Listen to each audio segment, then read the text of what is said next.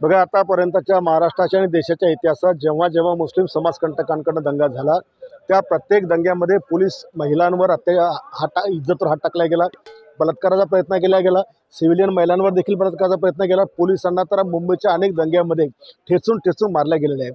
या दंग्यातही कुऱ्हाडीसारखे वार पोलिसांवर त्या ठिकाणी घातले. महिला पोलिसांची याच्यावर अब्रू टाकली. म्हणजे जशी औरंग्याची सेना त्याच्या काळामध्ये महिलांची अब्रू लुटायची, महिला हात टाकायची, तशाच प्रकारचे हे समाजकंटक आजही करतात. यांच्या अंगामध्ये औरंग्याची फौज घुसल्यासारखे चित्र या रक्षेत आपल्याला पाहायला मिळते. या गोष्टीला जबाबदार कोणीच नाही. या देशातील समाजकंटक आहेत की जे औरंगजेबाला आपला बाप समजायला लागले आहेत. ज्यावेळेला महाराष्ट्रामध्ये त्याची कबर करण्याबरोबर संपूर्ण हिंदू धर्म असेल किंवा सर्व शिवप्रेमी असतील यांची ही माग आहे. आणि याच्यामुळे तुम्ही त्याला कोणाला जबाबदार होता असं नाही आहे. ही सगळ्यांची मनाची भावना आहे.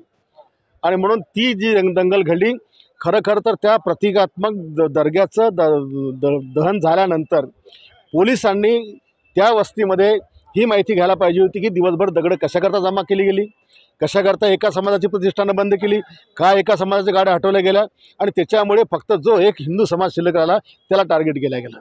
आणि याला जबाबदार पोलीस यंत्रणेचं अपयश आहे, जे त्याचा शोध घेऊ शकले नाही.